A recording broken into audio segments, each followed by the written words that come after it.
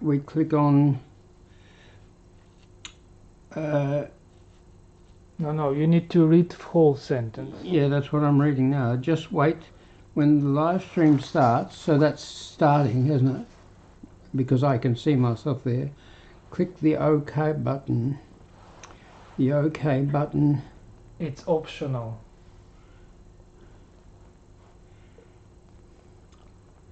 Right. So I won't do that. And then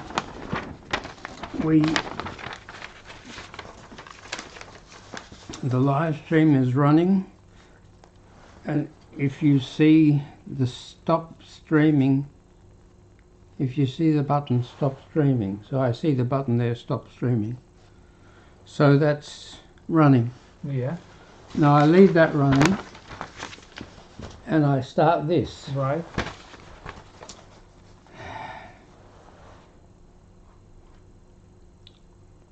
So that's all that means, is you just leave it running. Yeah. You can see the blue buttons. I see the blue buttons. Do not click on them. Then I see open the browser. So I open the browser and I go to live Facebook. So that's live Facebooks. Then I go to, I have to scroll that up because it doesn't all show, and I say go live. Good. So I see, and then I see this page with the key and invite people to subscribe during live videos. Do I do that? No, just to follow the instruction. Yeah, okay.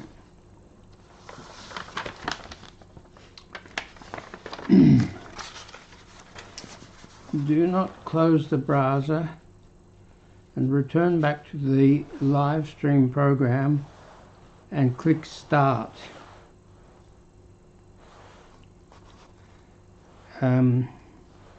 So I have to click on this down here, Yeah, right. This is live stream program.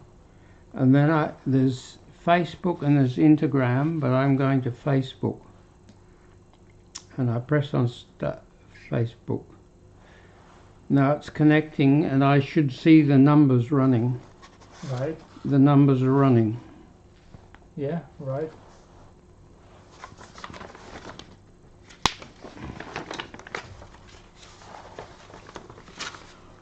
Then I go back to the open browser button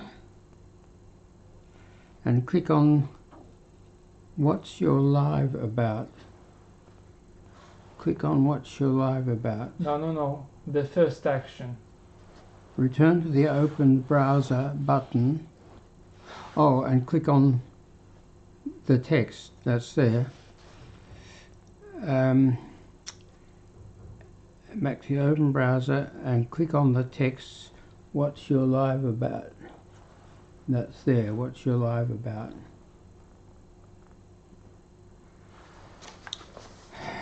Then I have to do a description. I have to do a title and put MH you can put just.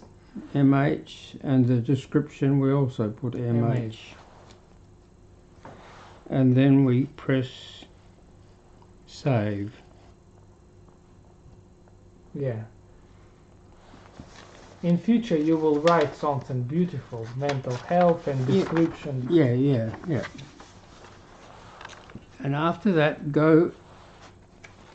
able to click on the button go live. Now there is the button go live there.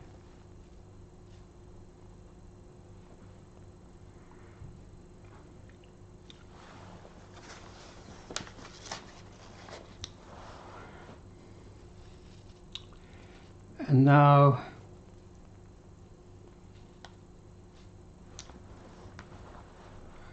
we're now live, and we can.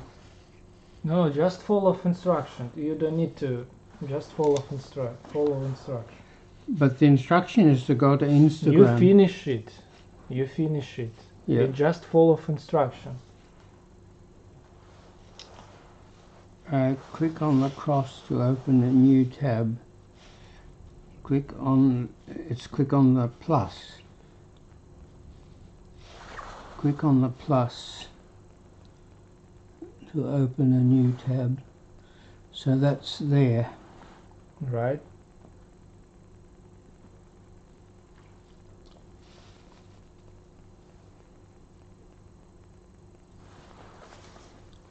And now we press on Instagram. Follow the instruction. Follow the. Does the instruction tell you? It says to press on the plus. Yeah, that's it. New step. And then it says click live stream. Click Instagram. Click live Instagram.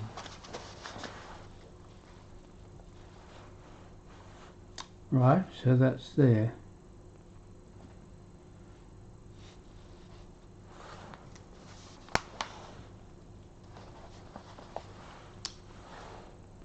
Now, what is this happening? You just need to read instruction. That's it. Create, and after that click live video. So create is there.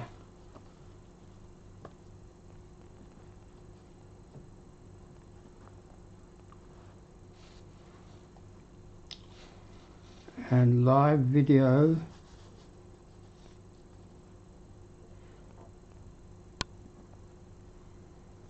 is there. So I have to click on the plus, not on the create. You can see how it looks.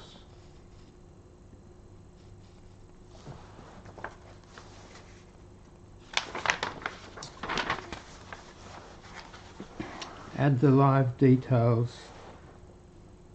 MH. Yeah, just image.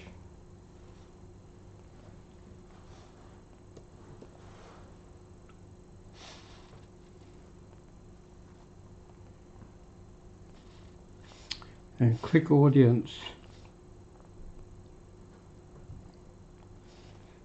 And choose public.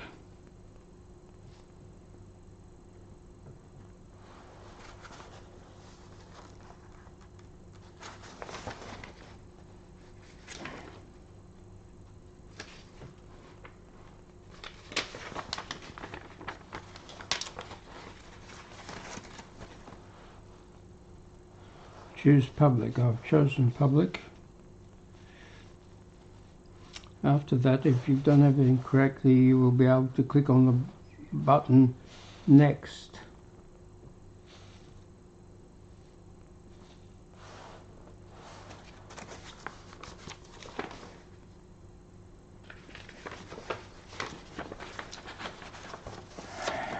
Click copy on the field stream key. So there's stream key, and I have to press copy. So there's stream URL and stream key. So it's stream key. We press copy.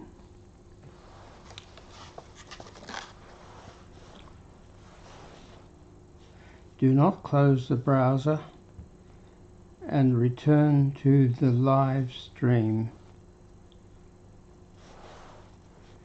The live stream is that thing down there. Yeah. And return to the live stream program. I have to click on that. Yeah. And then click modify under the text Instagram.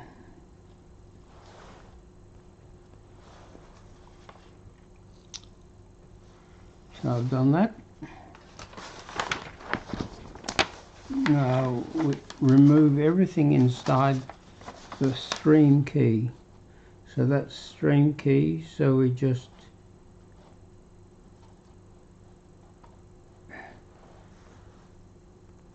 remove that. Then paste command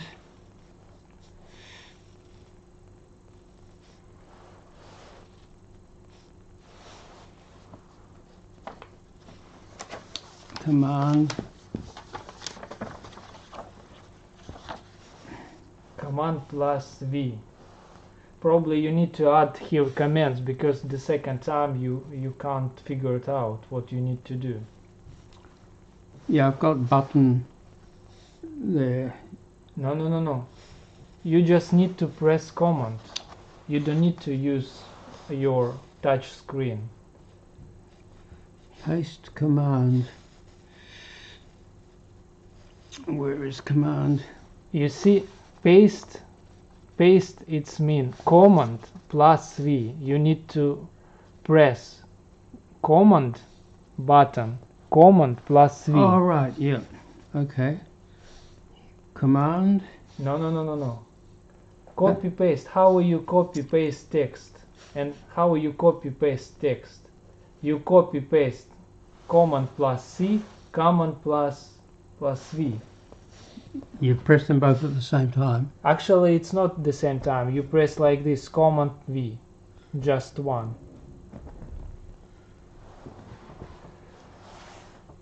Yeah, but okay, you can click as the same, like you did it before.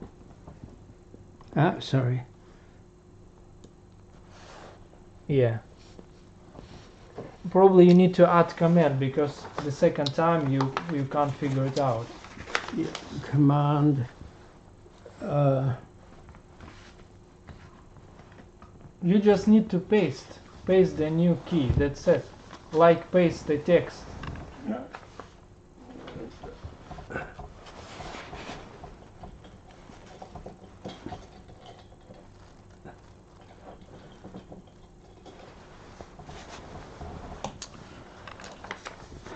So that command is on the bottom of the keyboard.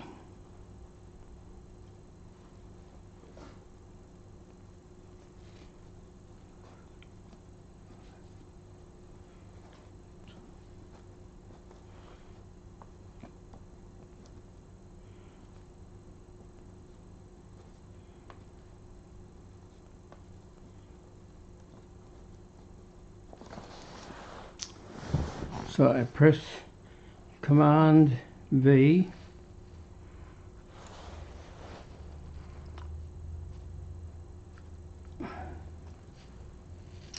and the field stream key. You did it. Sorry? You did it. Yeah, as you can see, you paste to stream key. Yeah. It's a previous step. You clean this field and you paste new key here. Yeah. In the field stream key, which is in the middle,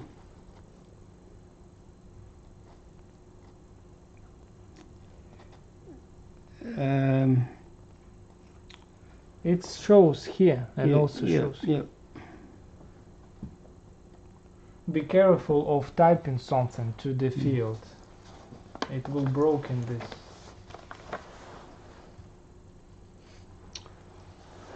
Maybe you can call it kind of button command plus button V.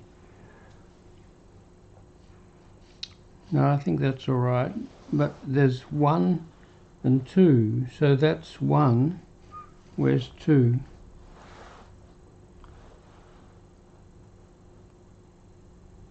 If you finish reading, you will understand. If you read whole.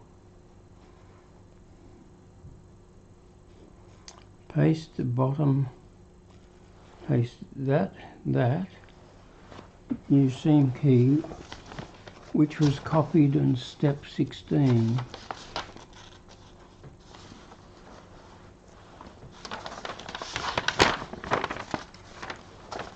You don't need to return to 16. It's just a reminder for you where you get this stream key. Probably you need to cross out this. Cross out what? Referring to 16 step. This here. Yeah, you don't need to return to 16 step.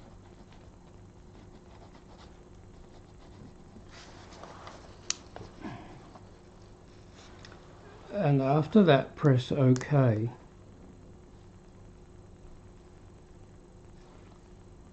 Right, so that's OK.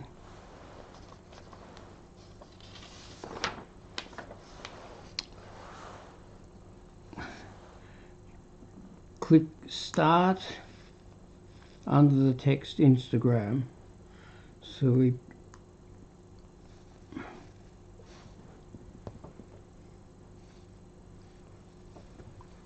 after clicking on the button Start, you should see the timer. The timer is going. Good.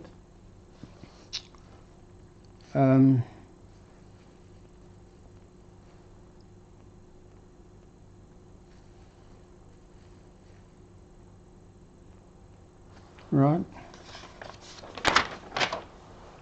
Return back to your open browser. No, that's not right, is it? That's the open browser there. No, it's open browser. You return to open browser. This is a browser. Yeah. And click Go Live in the top corner.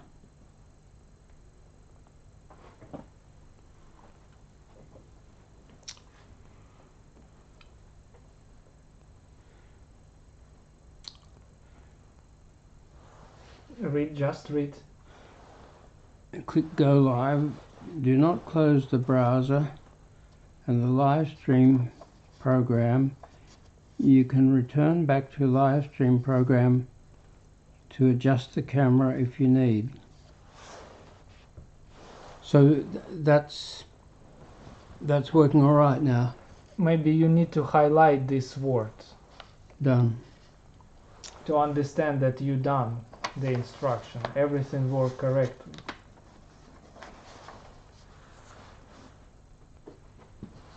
Yeah, good job. It's faster today Yeah, no. and better. And it'll be faster tomorrow. Yeah.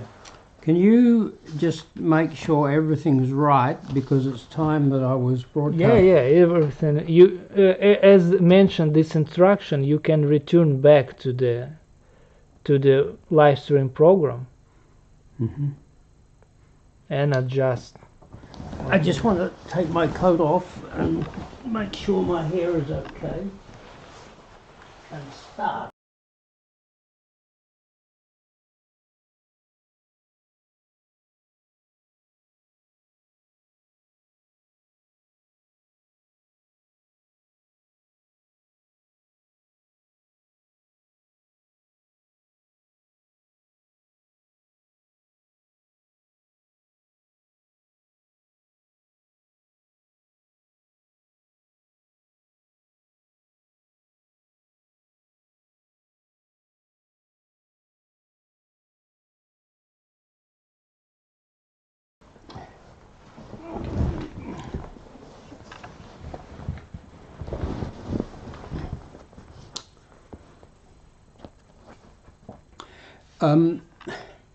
There's something that doesn't look right.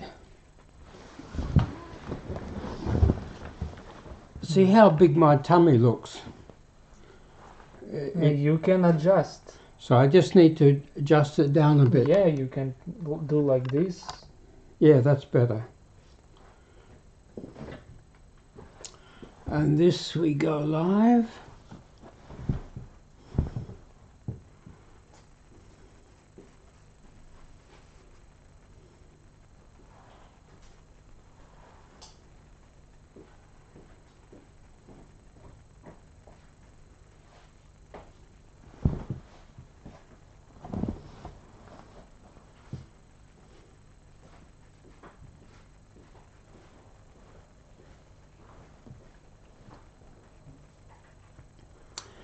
Hi.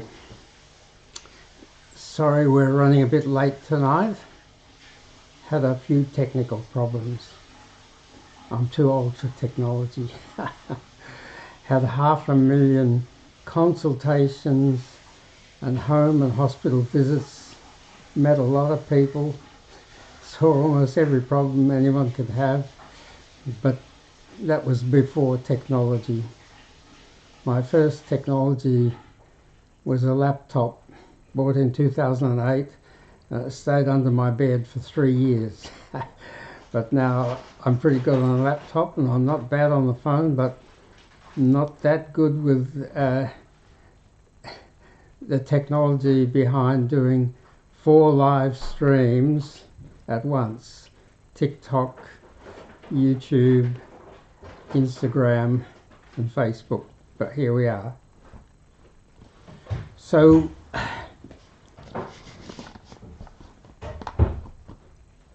I was interested in the people who had the worst suffering and got the worst treatment. And that was definitely addicts. Everybody treated them like shit, as if their problems were their problems, that they'd caused them. But the original problems nearly all started in childhood, when they had very little control of their lives, although problems always cause later problems which cause later problems, and the later problems were choices they made on the basis of the problems they'd already had since childhood. I came to believe that the first year of a person's life is the most important year. In that first year, when they're first born, they breathe, their heart beats, they poo, and they can cry, but that's all they can do. If they need anything, they just cry, and someone fixes it. And if there's no one to fix it, they die. But fortunately, people love babies, so usually they got fixed. But sometimes the person who was caring for them, usually the mother, was very inexperienced. They were her first baby, and when they cried, she didn't always know what they needed, and she didn't always get it quite right. So some mothers were inexperienced. Some mothers were just far too busy. I saw mothers who'd had a baby every year for 4 years in a row, and having 4 babies in 4 years is a lot of work, a lot of sleep deprivation, a lot of worry and anxiety. My mother had 3 babies, I was the middle one, in 3 years and 3 weeks on a remote farm with no electricity, no refrigerator, no washing machines, no gas, just a big tin dish to wash the dishes and the knives and forks in, and a wood stove that you had to light every morning and keep stoking all day. Nearest shops 20 miles away. No help from grandmothers or other family members because it was wartime and petrol rationing and old cars and bad roads. So I don't remember once either of my grandmothers or any other family member being there to help Mum. The third thing is that babies, mothers support babies, but mothers need to be supported, and a lot of mothers just aren't supported. They should be being supported by their husband, the father of the baby, although he usually has to go to work, but he should be involved, and they should get a lot of help from their mother. The mother's mother, the grandmother, can be so helpful and so important in a baby's life. And the fourth problem they could have was that their mother was sick. Physical sickness, like kidney infections, and the other usual things, flu and so on, but also depression. Childbirth, or pregnancy and childbirth and having a baby can be so big a thing that quite a few mothers get depressed. And when they're depressed, they just find it really difficult to respond to the baby in the way that the baby needs. So the first year, in your first year, you develop your emotional habits. How much of that first year was spent smiling, and how much of it was spent with distressed crying? And in the first year, they develop the foundations of their relationships. And relationships are one of the four most important things in life. And your first relationships are mainly with your mother and hopefully your father, and maybe some older siblings, and certainly hopefully your mother's mother. So what are the four most important things for having a good life? Actually, it's five. The first is mental health. If you've got good mental health, you can cope with almost anything. If you've got bad mental health, you'll have all sorts of troubles. The second thing is good relationships. People need people. For hundreds of thousands of years, people lived very close. There were no brick walls, and they had to live close to protect one another from wild animals. There couldn't be less than 30 in the group to be safe from wild animals, and there couldn't be more than 150 because there had to be enough food within walking distance. Fruit and nuts and seeds and leaves and stems and roots, because one of the four commonest causes of early death in those times was starvation. If the group was bigger than 150, there were likely to be times when there wasn't enough food within walking distance. It had to be daylight walking distance. There were no lights, no torches, so they had to be able to walk out when it got light and walk back before it got dark with enough food. So relationships are fundamental to human happiness. People who are lonely and on their own tend to get weak and sick and die younger than those who have good relationships. The third thing you need is a strong immune system. We've all got an immune system of cells and antibodies and chemistry in every part of our body which fight infections, allergies, inflammation, autoimmune diseases and cancers. And we need a strong immune system. And the immune system is managed by our endorphins. Our endorphins are over 20 endogenous morphines. Yes, we produce morphines internally, which manage the immune system and also manage pain and distress. And when our endorphins are high, we're happy, we have minimum pain and minimum stress, and we have a strong immune system. So it's very important to know that happiness and healthiness go together, and unhappiness and unhealthiness go together.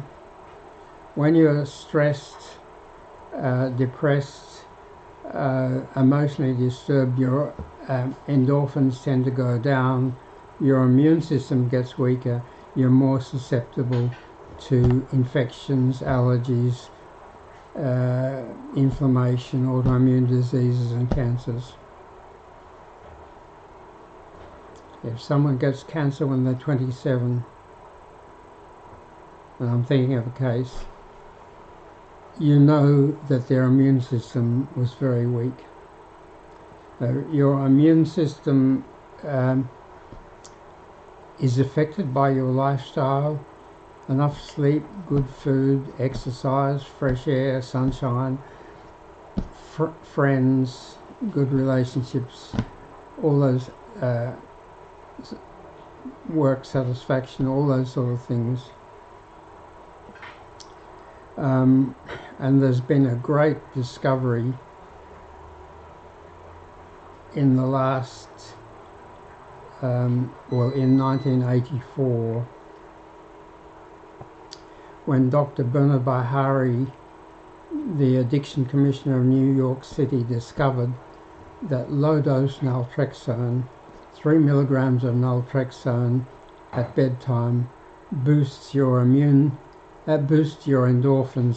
by 250 to 300%.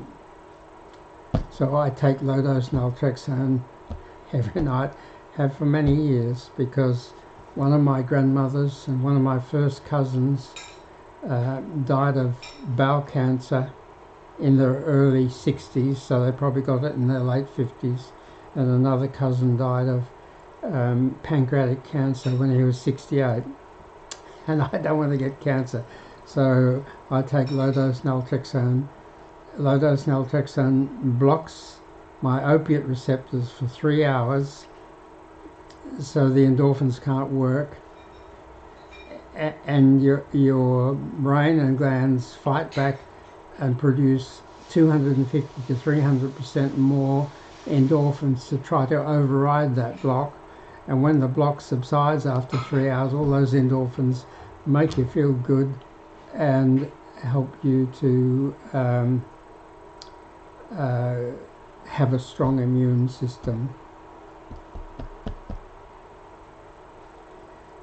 And another very important thing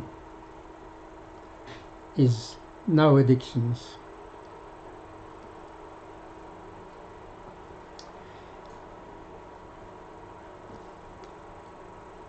If you're mentally healthy, you have good relationships, your immune system is strong, you smile and laugh a lot, because that's the fourth thing is smiling and laughing, you won't have addictions. But if you've got mental suffering, bad relationships, depressed endorphins and immune system, and you don't get very good medical care, which a lot of people don't, you may end up going down the street and getting street care, and everything they sell on the street is addictive.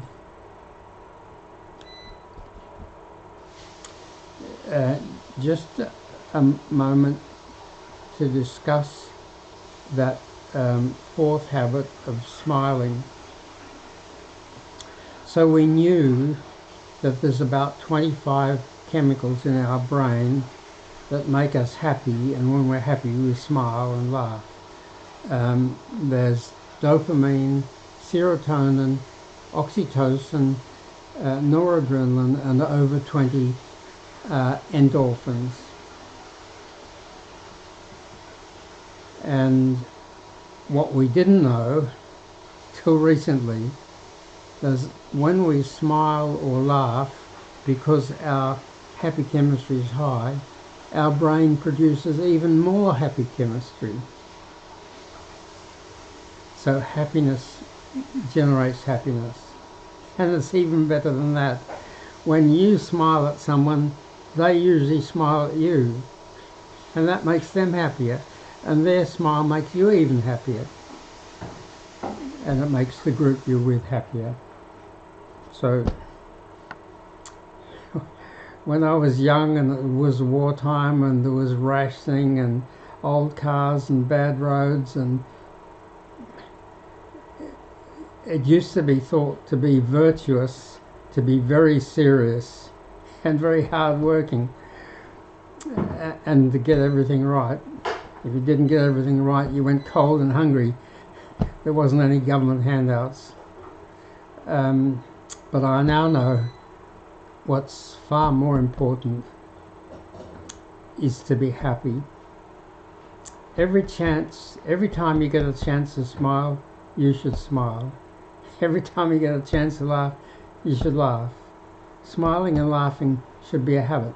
Of course, if something bad happens and you're angry or sad, don't hide that. Don't smile when you're angry. Don't smile when you're sad. Fix the problem and then smile. It's very destructive for people to, when something bad happens that makes them angry, to suppress their anger, do nothing to fix the problem, and smile. I learned that a few years ago, how damaging it is for people to suppress their anger and smile, which is usually, sadly, women and downtrodden people who can't show their anger for fear of consequences. So happiness is very important. And you need to differentiate between pleasure and happiness. I say to people, you need people, purpose and pleasure. And pleasure is good, but it's addictive. That's because dopamine, the chemical that underlies pleasure, every time you have pleasure, you have dopamine flows. But it doesn't last very long, and then you want it again. And if you've got big problems or suffering, that may lead to addiction. You're suffering, you have 3 glasses of alcohol, and a few smokes, and some tasty food that's full of sugar to make you feel better. It makes you feel better for a short time, and then it stops, and then you want to have some more, so it's addictive. Serotonin gives you happiness that's associated with contentment. You're happy and contented. Dopamine makes you happy, but you want more pretty quickly. So be careful with your pleasure, but have a lot of happiness if that's possible, and that's possible.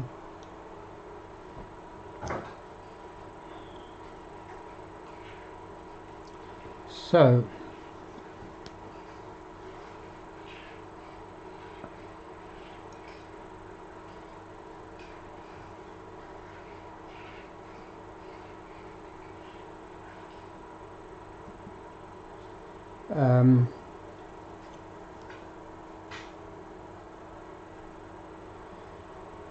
what I discovered was that a lot of people with mental health issues didn't get treatment. People thought it was their fault and they looked down on them. Oh, you got an anxiety disorder. Oh, you're depressive. Oh, you're bipolar. Oh, silly person. So even though those things usually originated in childhood before the person had control,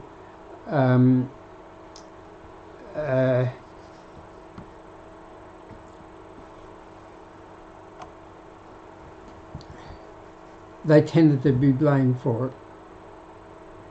And people would put off getting help for years and years until they were in crisis or desperate. And then it was very hard to get help. There are two tools in mental health and addiction, and they've both got big weaknesses.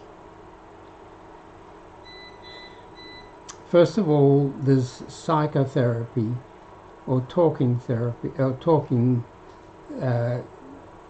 therapy, yeah. And its first weakness is that to be a therapist, you need a 4-year university degree, or a 7-year PhD, or a 6-year medical degree, then 5 or 6 years of psychiatric training. So those people have all had long, expensive educations. There'll never be enough of them, and they're expensive. And if you can't afford to see a private one, and you go to a government clinic which is free, you'll find that you've got a long waiting list. And on that waiting list, things get worse.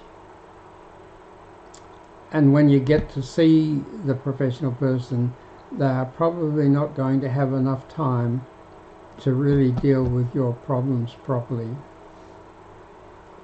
The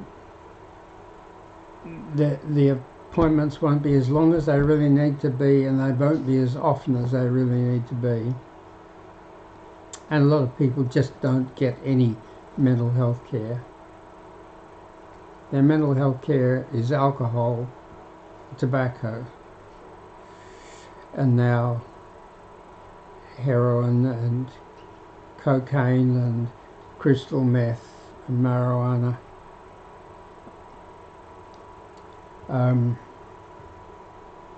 I started to get interested in addiction in the late 1990s when we had a big epidemic of heroin in Perth. We'd never had heroin before, and suddenly it was everywhere. And I was seeing young people who told me that they were the last person standing in the group. All their friends had died from heroin overdoses. So I started to work 10 hours a week in an addiction clinic where 98% of the people had heroin addiction, and it wasn't very successful. They were all given a 50 milligram of naltrexone every day, and 50 milligrams of naltrexone just causes awful side effects. 30% of the patients ended up having to be admitted to hospital because they were suffering from dehydration, from vomiting and diarrhea from the treatments. And I wanted to know what caused addiction. In health, and it looked like a health problem to me, they were sick. You always need to know the cause. If you don't know the cause, it's far harder to get people better. And if the cause is still there, even if you get them better, they're far more likely to relapse. Almost all of them relapse. So you need to know the cause. So I went to every addiction clinic in Perth and Sydney and couldn't find a single addiction worker who knew what caused addiction or thought that was important. No, they're just dickheads chasing highs. and we're putting them all on methadone, which turns them into zombies and chains them to a pharmacy and ruins their life.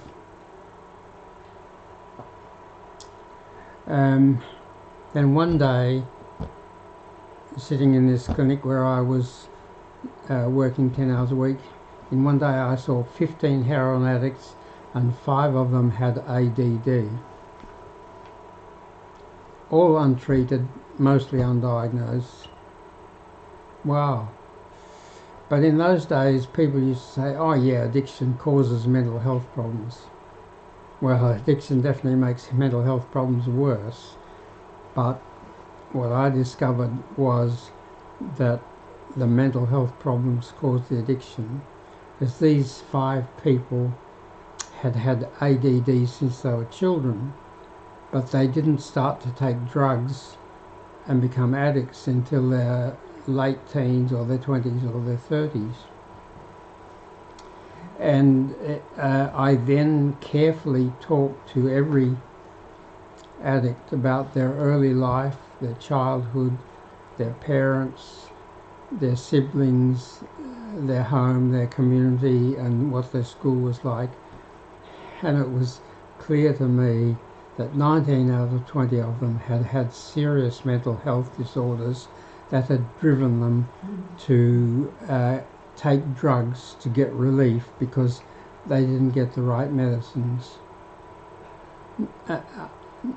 Not necessarily the doctor's fault, sometimes their fault, but that was the problem. They just didn't get the right treatment, so they got street treatment, and street treatment is all addictive.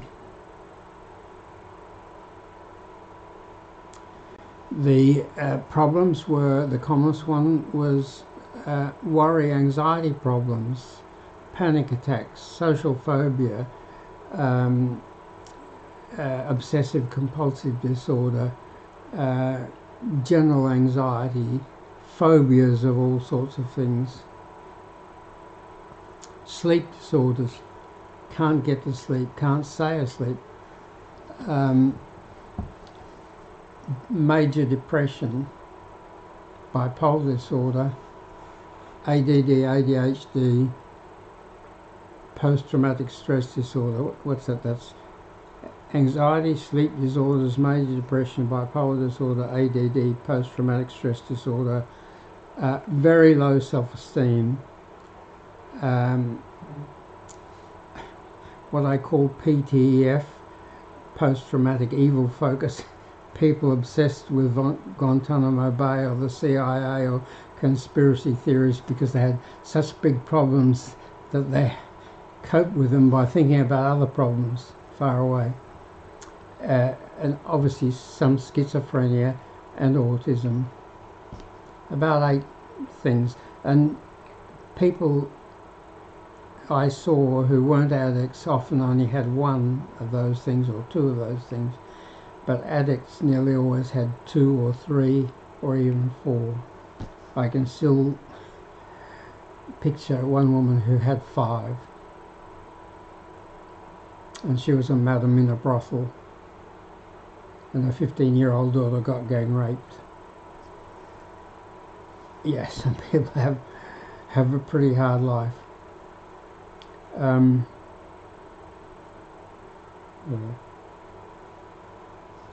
So what these people needed was dual diagnosis. Dual diagnosis is diagnosing and treating their mental illnesses at the same time as treating their addictions. And they just couldn't get it. Because in the 1970s in Perth, they separated mental health care and addiction. And there were mental health clinics, and they refused to see addicts, even though the addicts had the worst mental health problems. And there were addiction clinics where the addicts had to go, and they just weren't interested, didn't know anything about, none of their business, mental health. Their business is treating addiction, which at that time basically amounted to putting everyone on methadone and turning them into zombies. the main clinic had an 8-week waiting list. So you come to their door and say, I'm desperate, I've got to get off heroin, and they say, come back in 8 weeks. And only 40% of them came back. The others were either in hospital, in prison, in a cemetery, or successful criminals making enough money to continue to take heroin. So when I did dual diagnosis, it just transformed the situation. People got better. Not all of them, but a lot of them got better, and far few of them relapsed. Quite a few relapsed, but they knew what to do. They'd relapse, and 4 or 5 days later they'd be back on the dual diagnosis, and they'd get better again. They might have to relapse a couple of times before they got determined enough and knowledgeable enough to know how to avoid it. So another thing that I did was I saw everybody who came every day, whether they had an appointment or not. We gave them an appointment if they wanted an appointment, and quite a lot of them did that, but a lot of them would just come. When they were desperate, they'd come. When they were coping, they wouldn't come, even if they had an appointment. But when they got desperate, they'd come. And we found that if we could give them 15 minutes when they really wanted care, they got better. It was much better than an hour or 3/4 of an hour when it suited us, but not them. So some days I saw 10 addicts, some days I saw 30 addicts, and on the 30 addict days it was rush. And what I realized was that I needed tools to help me. So the first tool we developed was a checklist, 20-question paper checklist. And one of my assistants would see the patients first, go through the checklist with them, and then just, when I saw the patient, I'd see the checklist results, and in 5 minutes I'd know as much about them as I would in 25 minutes if I saw them as when they first came, before they had done the checklist, and I didn't have those 25 minutes. And the second tool was videos. People need information. They need to understand what depression is. They need to understand what panic attacks are. They need to understand what ADD is, and what causes it, and what makes it worse and keeps it going, and what makes it better. And that takes a lot of time, explaining that over and over and over again to every person that comes along. But videos helped. But my first videos were all, I had 9 of them, were all 7 to 12 minutes, and people used to look at them at first, but after a while they didn't look at them, and I thought they must be something wrong with them, so I did them all again very carefully, and I had 31 videos, 7 to 12 minutes, and they didn't get looked at either. And then I found out what I had to do was TikTok videos. So now I've got over 100 under-a-minute videos, and each video of under a minute can only cover one matter. The longer videos covered 4 or 5 connected problems, but these short videos could only cover one thing, so you needed a lot of them, because there's a lot of factors involved in mental health and addiction. But if there's 100 videos, which ones do you watch? I know from watching that a lot of people watch 30 or 40 videos, but what we then did was we developed an app, and the app they have on their phone. If you find the App Store or the Google Play button, or icon and press on it. In 10 seconds you can download the Mental Fix It app, and it's free. And in 10 minutes you can answer its questions. It's got a lot of questions, but the answer is just a tap. Each question, most questions have got 3 possible answers. No, it's not a problem. Yes, it's a moderate problem. Yes, it's a severe problem. And just read the question, tap it. Do you want to sleep better? Moderate, severe, just tap. Do you want to be less anxious? Do you want to be less depressed? Just tap. So you can go through in 10 minutes. But what we're now finding is that 10 minutes is too long for a lot of people. And so we're going to make the Mental Fix It app, which the first time you do it, you can do it in 10 minutes. And then any question you say, no, it's not a problem, you tap no, it's not a problem twice. It only asks that question every 4th time. So pretty soon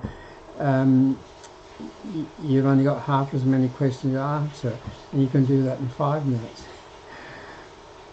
But we're now in the process of removing some of the less important questions, so you can do it the first time in 5 minutes, and you should repeat it often, because every time you do it you understand yourself and your problems better.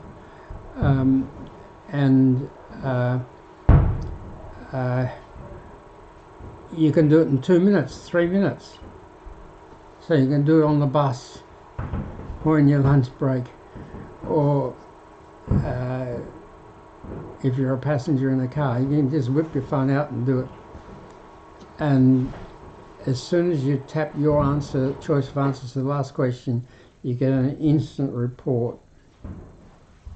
And the instant report tells you 4 things, which is very valuable. The first thing is it tells you which 6 of our videos, of our 100 videos, are going to help you most with your particular problems, because your problems will be different to other people's problems. You want to watch the videos that help you with your problems. So you can watch those 6 videos in less than 10 minutes, immediately. And immediately you start to get understanding and help. And if you have a consultation and you're a bit confused about something when you walk out, you can't ask about it till the next time you come back in a week or a fortnight or a month. But on the video, you can watch a video 3 times today and 3 times tomorrow, and till you got it all. And if there's something you don't quite understand, you Google it. Sorry, you chat GPT it. And so under a minute video, 600 minute video. Secondly, which medicines are most likely to help you, which you can research online, but of course you have to get them prescribed by a doctor. The third thing is a list of everything that you've tapped. Yes, it's a moderate problem, yes, it's a severe problem. So you get a list of everything that you think is a problem for you in order of importance. And that's very important, and it doesn't happen with consultations. With consultations, talking is so slow that you usually only cover the biggest problem or the biggest 2 problems. So people say, oh yeah, I got anxiety, oh yeah, I've got depression, oh yeah, they've really got several things. Not all mental disorders. Some of them are like not enough friends, an unsuitable house, a job you don't like, but you know all your problems. And when you know all your problems, you can fix them. Might take you a couple of years, but your life is going to get better and better and better. And the 4th thing it gives you is a graph of your total scores. Every time you do the graph, you do the check, and you tap this problem, which is a big problem, so it's got a score of 12 or 14. You tap this problem, it's only moderate, so it's got a score of 7 or 8. You tap this problem, it's only mild, so it's got a score of 3 or 4. And then the program of the app adds all those scores together, and you get a total score, which is all your problem scores added together. And then as you repeat it, it turns that into a graph. And that's very important, because the graph tells you whether the treatment you've got is right or not right. Because if the treatment's right, you should be starting to get better. Something that was a major problem becomes a moderate problem. Something that was a moderate problem becomes a minor problem. So your graph of your total scores should be going down. And if it's not, if it's staying the same or it's going up, the treatment is wrong. And it's, of course, you know how you feel to some extent, but that's a bit vague. This method tells you at a glance, as soon as you look at your report, you know, God, I got to get better treatment, or wow, what I'm doing is working. I'll just keep doing it.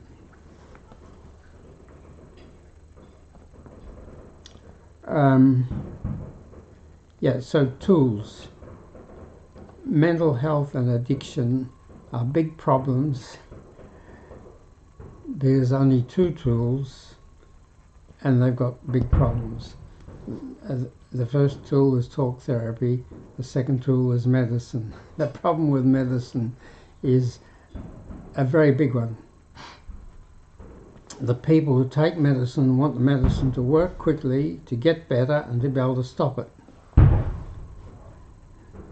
The companies that make medicines want you to take them as much medicine as possible for as long as possible, if possible, never to get better, so that you have to take it for the rest of your life.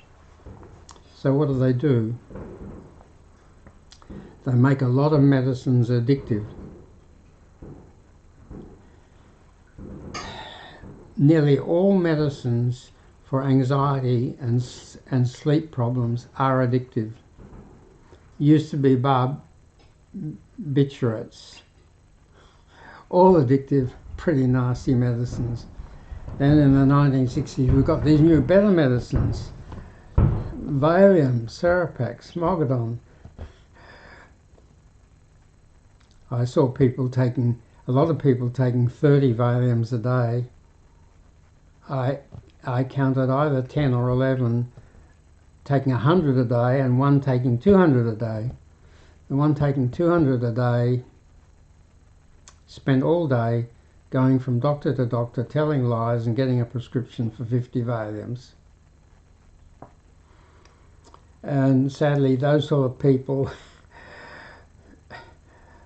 are not very happy people you will spend a lot of time with, so you write out the prescription.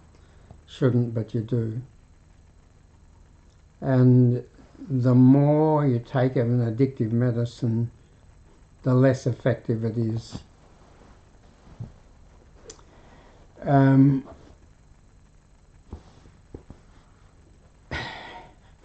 How do addictive substances, including medicines, work? An addictive substance makes you better, gives you relief, sometimes from physical pain, but mostly from mental pain of one sort or another. Anxiety, depression, bipolar, ADD, post-traumatic. But the relief doesn't last very long, and addictive substances never cure the problem. If they cured the problem, they wouldn't be addictive, but they don't cure the problem. So take the addictive substance, feel better for a few hours, then feel bad again and want more of the addictive substance that gave you relief. But every time you take the addictive substance, your chemistry develops a little bit of resistance to it. So if you drink some alcohol on Friday nights and not in between, you'll recover from that resistance. But if you've got pretty bad suffering and you have to drink alcohol every night, to get to sleep or to calm down or whatever, then your chemistry gets more and more resistance to alcohol. And then what happens is, to take enough of the addictive substance to solve or to relieve the distress and overcome the increasing resistance needs bigger and bigger doses. And people who are seriously distressed fairly soon end up on very big amounts, which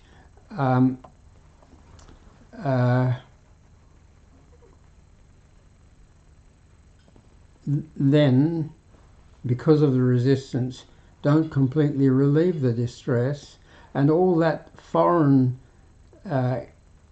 chemical substance addiction screws up your natural chemistry. So then if you stop it, try to quit, you get the original suffering back, and you also have nasty craving and withdrawals because your chemistry is all screwed up, and it's learnt to work with all that foreign addictive substance. And if the foreign addictive substance is not there, then your chemistry is in turmoil, and you crave and you suffer withdrawals. So what do you do about that? How do you fix that?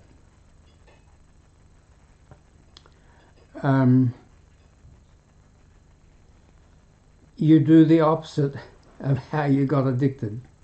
You got addicted by taking it, and then a bit more, and a bit more, and a bit more, and a bit more,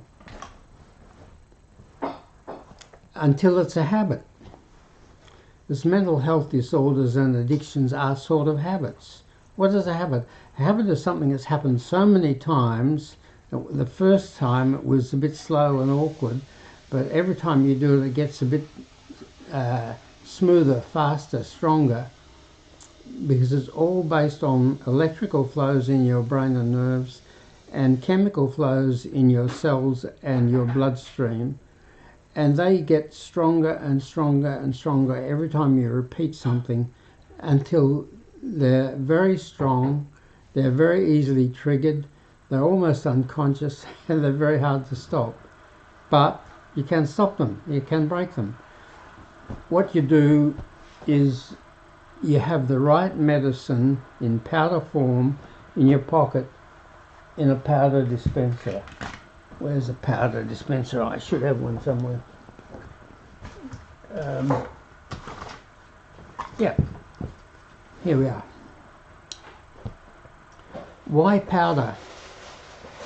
Because when you swallow a tablet or a capsule, it takes half an hour to go right down your gut, be broken down and absorbed, and get into your bloodstream and get back up to your brain or wherever it's needed. Half an hour to an hour to start to work, and 1 to 2 hours to work strongly. But your tongue is pink or red because the blood vessels are so close under the surface that you can almost see them. They're barely covered. And when you drop powder on your medicine and suck it, don't swallow it, it gets straight into those blood vessels in your tongue, and within 5 minutes it's working.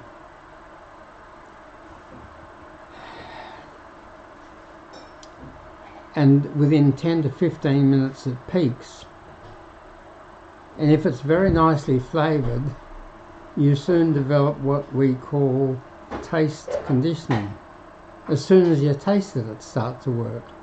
You get a placebo effect as soon as you taste the tasty medicine, because your brain and body connect the nice taste and the feeling better. And when you develop taste conditioning, you get better as soon as you taste it.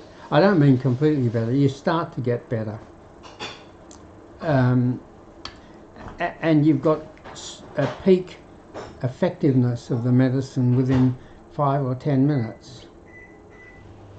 So if you're on a bottle of scotch every day, or a bottle and a half, as I've seen some people, what you do is you have the right powder medicines in your pocket in a dispenser. As soon as you start to crave, which for alcoholics is as soon as they wake up in the morning, just whiz it out, drop the powder on your tongue, and you weaken the craving and delay it. And every time you weaken the craving and delay it, it slightly weakens the electrical and chemical flows. And then when you do that,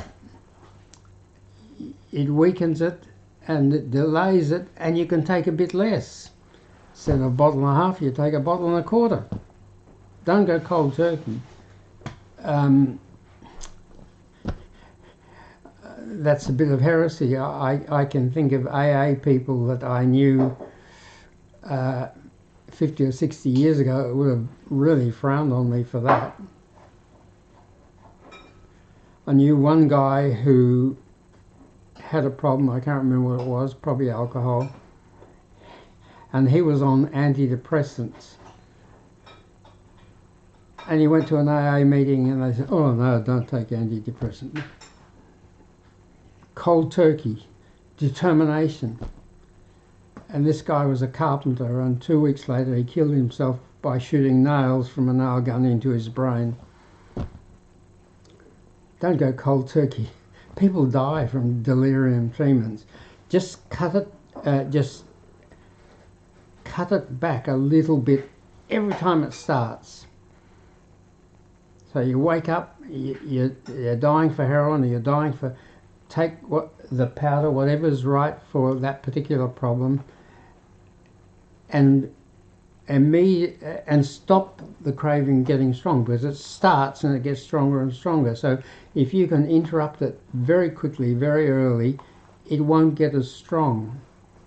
And when it's not as strong, that weakens the underlying electrical and chemical flows, and that you then start to be able to take a bit less. And when you take less, that weakens it even more, and your chemistry has to cope with less foreign substance, and your chemistry starts to become normal, so you start to become stronger. And you just do that. So instead of going up and up and up, you go down and down and down. And the beauty of powder medicines is you can mix them. And you can mix 2 or 3 medicines so that they give you relief by helping to cut the suffering. They also help by reducing the craving, and they also help by reducing whatever caused the distress that caused the craving.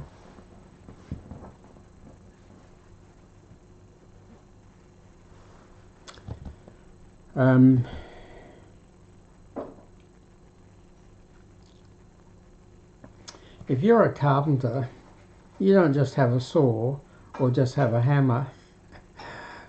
You have a belt with all these different tools, and that's how you have to approach difficult problems.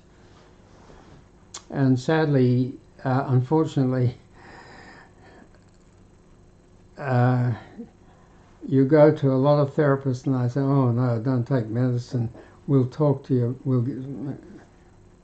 and you go to the doctor and he's very busy and he's seen 10 troubled people already today, so he quickly writes out a prescription, doesn't talk to you.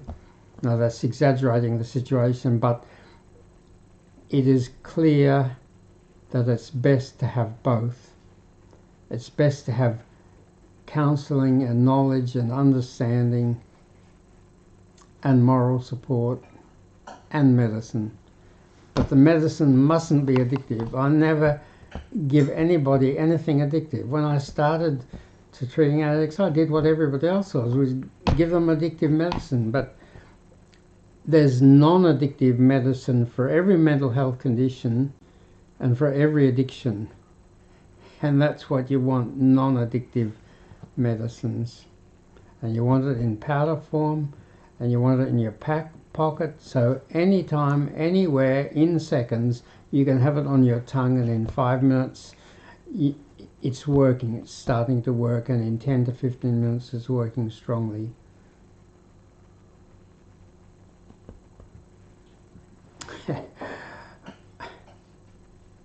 I'm meandering a bit, aren't I?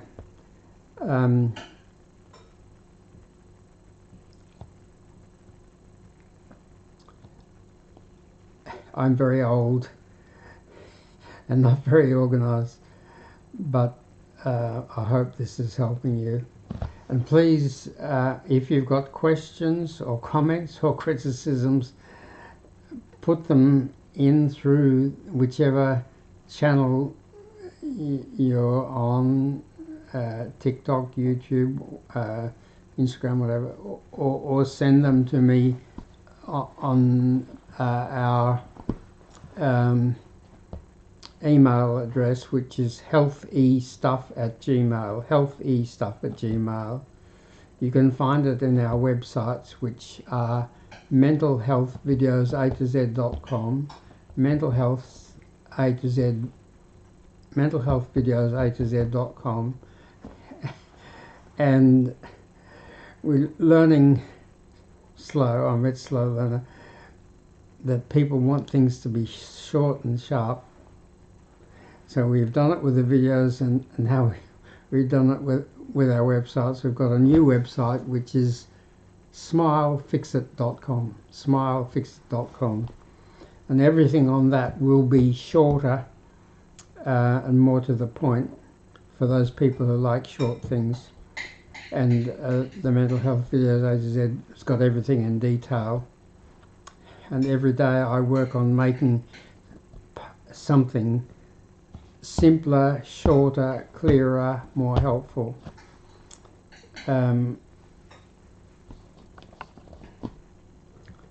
So what else?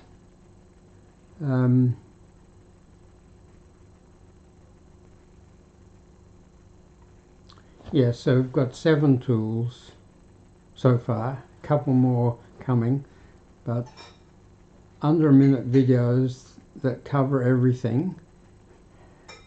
Got over 100, but I think we'll end up with 200. And I've almost revised them all, and I can get them clearer and better and sometimes shorter each time. You can tell by which shirt I'm wearing which are the old ones. And some of the old ones were very good, but usually the ones with a more respectable shirt are more recent and better. Videos, websites, mentalhealthvideos.com, smilefixit.com, the app, the Mental Fixit app, which is 10 minutes, which we're going to make 5 minutes, and then 3 minutes. And the 4th tool is live streaming, and I do usually an hour and a quarter of that at 7 o'clock on Wednesday, Friday, Saturday and Sunday. But I was a bit late today because we had some new technology to, we were just doing it on TikTok, which was the best, as I saw it. But we know that a lot of people prefer YouTube or Instagram, so now we've got the technology to do all 4 at once. But sometimes we have a few interruptions, and I think today we started 20 minutes late. I mean, we started early, but by the time we fixed a few things it was a bit late. But today is Friday. No, today is Saturday. So tomorrow I'll be back again at 7 o'clock, which is 7 o'clock Perth time, 9 o'clock Sydney, Melbourne time, 7 a.m. New York time, and 4 a.m. Los Angeles time. And sometimes we get quite a few viewers from the US, and some from Canada, and some from the UK, and a few from Hong Kong.